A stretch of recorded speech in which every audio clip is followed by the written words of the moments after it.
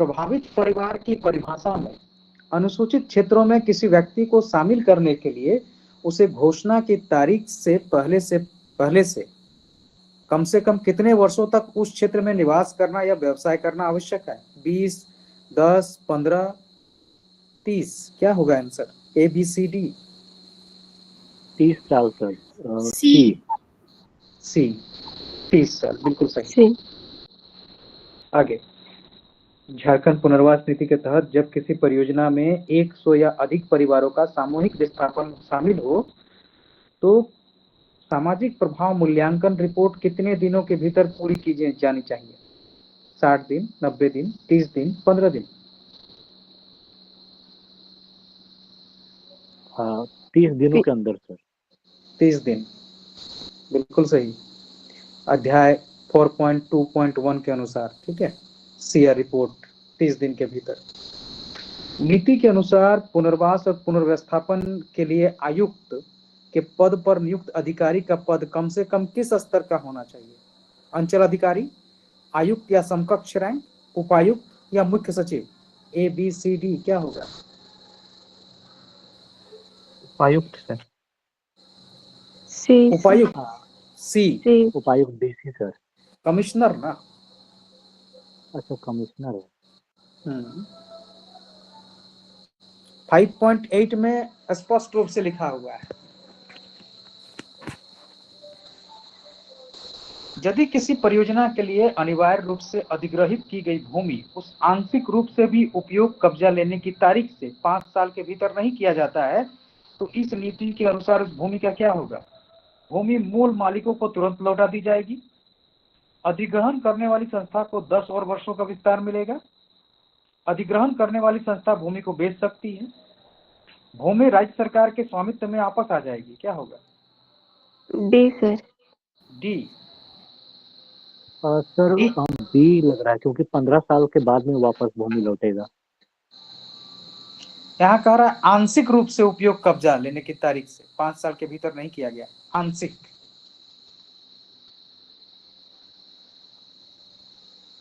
Hint दिखा दे। चलिए hint देखते हैं क्या है। नीति में भूमि के गैर उपयोग को रोकने और भूमि बैंकिंग को हतोत्साहित करने के लिए एक प्रावधान है। क्या होगा? A b c d? D sir. D. चलिए देखते हैं, डी ही सही है। अध्याय 6.24.2 में कहा गया है यदि भूमि का उपयोग निर्धारित समय के भीतर नहीं किया जाता है तो बिना किसी मुआवजे के राज्य सरकार को वापस मिल जाएगी और फिर राज्य सरकार करेगा उसका रिटर्न। इस नीति के तहत यदि कोई विस्थापित प्रभावित परिवार पुनर्स्थापन क्षेत्र में निर्मित घर नहीं लेना चाहता है तो उसे एक मुश्त कितनी वित्तीय सहायता मिलेगी? 5 लाख, 3 लाख, 2 लाख, 1 लाख? 5 लाख। 5 लाख? 3 लाख। 3 लाख? 3 लाख। हाँ, 3 लाख, बिल्कुल सही।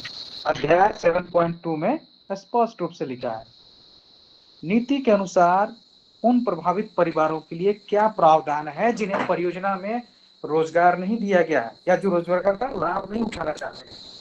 उनके बच्चों को मुफ्त उच्च शिक्षा दी जाएगी, उन्हें एक मुश्त 5 लाख रुपए का मुआवजा दिया जाएगा, उन्हें कोई अतिरिक्त लाभ नहीं मिलेगा, उन्हें वार्षिक नीतियां मिलेंगी जो 30 वर्ष तक मासिक भुगतान करेंगी। D sir.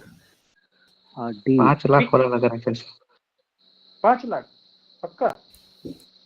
D sir. D. D? D for Delhi? D sir, D. जो लॉन्ग नहीं लेते उन लोग को महीना महीना मिलता है सब पैसा। हाँ, तो मतलब 30 साल तक मिलेगा? जी सर। चलिए बिल्कुल सही। 7.12 में ये मिला हुआ है प्रावधान। प्रति एकड़ खोई हुई भूमि के लिए न्यूनतम 1000 रुपए प्रति माह दिया जाएगा 30 वर्षों तक। जेआरएफपी 2008 के तहत वाणिज्यिक परियोजनाओं को अपने वार्षिक शुद्ध लाभ का कितना प्रतिशत प्रभावित परिवारों के बीच वितरित करना आवश्यक है? 0.5%, 1%, 5%, 2%? मतलब जो भी प्रोजेक्ट है ना उसका लाभ का कितना परसेंट जो है वो जो विस्थापित हो रहे हैं उन परिवारों को देना होगा। ए 1%। B 1% sir. 1%, बिल्कुल सही। 1% से। 7.13.1 में ये अनिवार्य किया गया है। इस नीति के अनुसार जब अनुसूचित जनजाति के परिवारों को उनके जिले के बाहर पुनर्वासित किया जाता है तो उन्हें कुछ मौद्रिक पुनर्वास लाभों में कितनी वृद्धि मिलती है जिले के बाहर में? कोई अतिरिक्त लाभ नहीं, 10% अधिक, 50% अधिक, 25% अधिक। A b c d. Sir b और डी में डी के साथ 25%। डी 25%। गुड। 7.18.5 में कहा गया है इसको। आगे, नीति के अनुसार पेरीफेरी डेवलपमेंट के लिए अधिग्रहण करने वाली संस्था को परियोजना स्थल की परिधि से कितने किलोमीटर के भीतर के भौगोलिक क्षेत्र के विकास के लिए जिम्मेदार ठहराया गया है? 10 किलोमीटर, 25, 15 या 5 kilometre? 15 kilometre sir. 15 kilometre sir. बिल्कुल सही। 7.21 में ये स्पष्ट किया गया है। पुनर्वास नीति के तहत कार्यान्वयन के लिए कौन सा सरकारी विभाग नोडल विभाग के रूप में कार्य करता है? कल्याण विभाग, राजस्व भूमि सुधार विभाग, वन पर्यावरण विभाग, उद्योग विभाग? सर बी, राजस्व एवं भूमि सुधार। बिल्कुल। अध्याय 9.4 में कहा गया है इसको। आगे, नीति के अनुसार निम्नलिखित में से किसे पुनर्वास लाभ प्राप्त करने के उद्देश्य से एक अलग परिवार नहीं माना जाएगा? एक विधवा, एक 25 वर्षीय विवाहित पुरुष जो अपने माता पिता के साथ रहता है, एक नाबालिग अनाथ जिसने अपने माता पिता दोनों को खो दिया है, 20 वर्ष से अधिक आयु की एक अविवाहित महिला। Sir b number. B for ball. एक 25। जी, बी फॉर बॉल। बिल्कुल सही। एक विवाहित पुरुष, उसकी पत्नी और नाबालिग बच्चे जो होते हैं वो एक न्यूक्लियर फैमिली के तहत में आते हैं, ठीक है। लेकिन यदि वो अपने माता पिता के बड़े परिवार का हिस्सा है तो अलग से परिभाषित नहीं है, तो उसे उस संदर्भ में देखा जा सकता है। आगे, इस नीति के अनुसार परियोजना की परिभाषा में निम्नलिखित में कौन सा क्षेत्र शामिल नहीं है? सीमेंट, विद्युत उत्पादन, औद्योगिक क्षेत्र विकास प्राधिकरणों के लिए भूमि अधिग्रहण, लोहा और इस्पात? सर सी, औद्योगिक क्षेत्र विकास प्राधिकरणों के लिए भूमि अधिग्रहण। बिल्कुल सही। अध्याय 3 में इसको स्पष्ट किया गया है। यदि किसी विस्थापित परिवार के पास मवेशी है तो इस पुनर्वास नीति के तहत मवेशी शेड के निर्माण के लिए उन्हें कितनी वित्तीय सहायता मिलेगी? 50,000, 35,000, 25,000 या 15,000?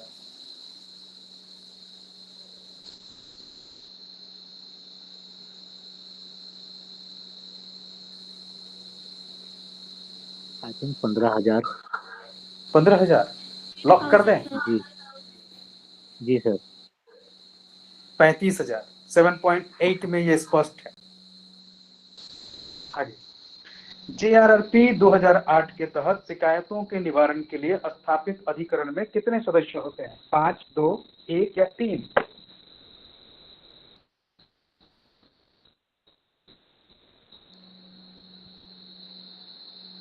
कितने होंगे?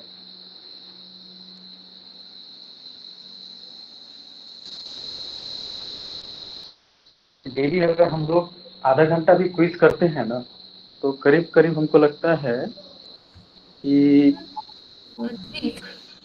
3 सदस्य। 3 सदस्य। बिल्कुल हाँ। सही। 8.3.1 में कहा गया है इसको। नीति के अनुसार विस्थापित प्रत्येक प्रभावित परिवार को विस्थापन की तारीख से 1 वर्ष की अवधि के लिए मासिक निर्वाह भत्ता के रूप में क्या मिलता है?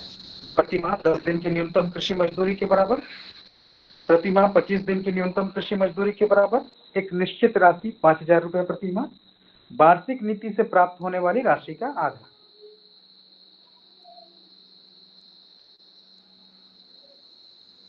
क्या सर बी नंबर, प्रति माह 25 दिन की न्यूनतम मजदूरी।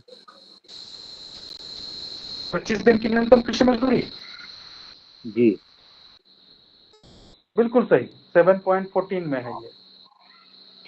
इस नीति के अनुसार प्रभावित परिवारों को उनके भूमि मुआवजे की राशि का कितना प्रतिशत तक अधिग्रहण करने वाली संस्था के शेयरों या डिबेंचर के रूप में लेने का विकल्प दिया जाता है? 10%, 100%, 25% या 50%?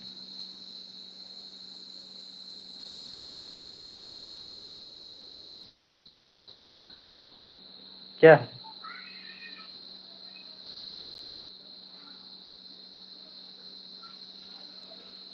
सी नंबर। सी 25%। जी 25 और 10 में है सर। 50% है, 6.23 में इसको लिखा गया है। प्रभावित क्षेत्र की घोषणा के बाद पुनर्वास और पुनर्स्थापन प्रशासक को आधारभूत सर्वेक्षण और जनगणना कितने दिनों के भीतर पूरी करनी है? 90 दिनों के भीतर, 15 दिनों के भीतर, 60 दिनों के भीतर या 30 दिनों के भीतर? 90 दिनों के भीतर। 90 दिनों के भीतर गलत, 60 दिन के भीतर। अध्याय 6.5 में JRRP 2008 के अनुसार कमजोर प्रभावित व्यक्ति, ठीक है, जैसे विकलांग, निराश्रित या 50 वर्ष से अधिक आयु के व्यक्तियों के लिए क्या विशेष प्रावधान है? उन्हें एक मुश्त 10 लाख रुपए की वित्तीय सहायता मिलती है। उन्हें परियोजना में रोजगार में सर्वोच्च प्राथमिकता दी जाती है।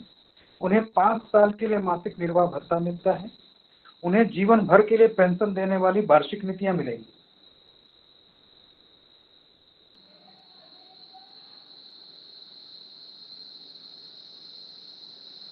क्या होगा? Sir D. डी बिल्कुल सही, 7.15 में कहा गया है इसको। आगे, नीति के अनुसार ग्रामीण क्षेत्रों में घर खोने वाले प्रत्येक न्यूक्लियर परिवार को अधिकतम कितने क्षेत्र तक का मुफ्त घर स्थल आवंटित किया जा सकता है? 5 डिसमिल, 1 एकड़, 15 डिसमिल, 10 डिसमिल? ग्रामीण क्षेत्र में। ग्रामीण क्षेत्र में सर 5 डिसमिल। 5 डिसमिल बिल्कुल गलत, 10 डिसमिल। 7.2 में कहा। क्या बोले संगे? सर ग्रामीण में 10 है और अर्बन में 5 है। बिल्कुल। हाँ सर। हाँ, ज्यादा कीमत कहाँ है, शहर में है कि शहर में है? सब कोठी बनाने के लिए जगह नहीं देगा ना।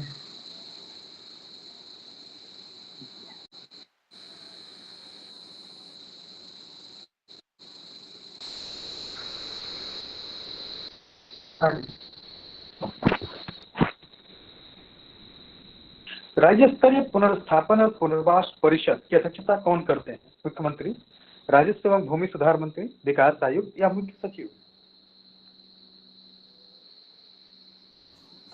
सर मुख्यमंत्री। मुख्य सचिव कंफर्म? मुख्यमंत्री। मुख्यमंत्री लॉक कर दें? जी बिल्कुल सही, 9.1 के अनुसार में है। नीति के अनुसार विस्थापित हुए एक परिवार को जिसकी पक्की दुकान या गुमटी थी, कार्य शेड या दुकान के निर्माण के लिए एक मुश्त कितनी वित्तीय सहायता मिलती है? 1,00,000, 35,000, 50,000, 15,000?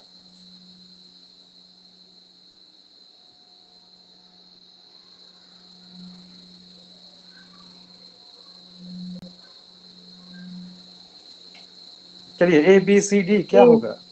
ए गलत, 50,000 रुपए होगा। अध्याय 7.10 में है ये। इस नीति के अनुसार यदि एक प्रभावित परिवार को पुनर्वास के तहत भूमि या घर आवंटित किया जाता है तो पंजीकरण के लिए स्टाम्प शुल्क और अन्य शुल्क का भुगतान कौन करता है? अधिग्रहण करने वाली संस्था, राज्य सरकार, जिला प्रशासन, प्रभावित परिवार? क्या होगा? ABCD?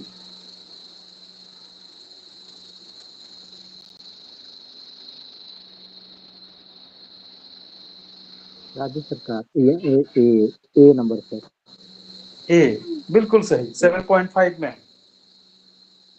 नीति यह सुनिश्चित करने का प्रयास करती है कि जहां तक संभव हो परियोजनाओं को किस प्रकार की भूमि पर स्थापित किया जाए? वन भूमि, शहरी क्षेत्रों के निकट की भूमि, बंजर भूमि, अवक्रमित भूमि या असिंचित भूमि या बहुफसली और सिंचित भूमि? ये तो बहुत आसान है। सी नंबर। सी बिल्कुल सही, अध्याय 1.5 में है। पुनर्वास और पुनर्स्थापन योजना को अंतिम रूप देने के बाद अधिग्रहण करने वाली संस्था को नगद घटक के बराबर राशि किसके पास जमा करनी होती है?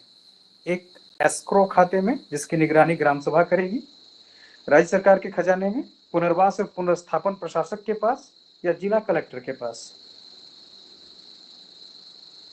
जी सी। सी, जी, प्रशासक के पास में। हाँ पुनर्वास। बिल्कुल सही, 7.19 में है ये। अब हमारा लास्ट मतलब इसमें अभी लास्ट सवाल हो गया। यदि जल विद्युत परियोजना के कारण विस्थापित हुए प्रभावित परिवारों के पास प्रभावित क्षेत्र की नदी या तालाब में मछली पकड़ने का अधिकार था तो उन्हें क्या लाभ मिलता है? उन्हें मछली पकड़ने के उपकरण खरीदने के लिए एक मुफ्त मुआवजा मिलता है, उन्हें एक वैकल्पिक व्यवसाय शुरू करने के लिए प्रशिक्षण दिया जाता है, उन्हें मछली पकड़ने के अधिकार के नुकसान के लिए एक मासिक वार्षिकी मिलती है, उन्हें जल विद्युत परियोजना के जलाशय क्षेत्र में मछली पकड़ने का अधिकार दिया जाएगा। क्या होगा? D number. D. D, d for Delhi, dog. जी दिल्ली। डॉग। बिल्कुल सही, 7.18.7 में कहा गया है ऐसे परिवारों को परियोजना के जलाशय में मछली पकड़ने का अधिकार दिया जाएगा जिससे उनकी पारंपरिक आजीविका बनी रहे। कितना हम लोग सही किए? चलिए देख लेते हैं।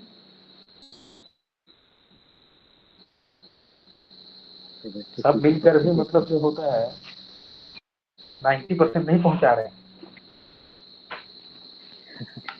पहुंच जाएगा सर। पहुंच जाएगा।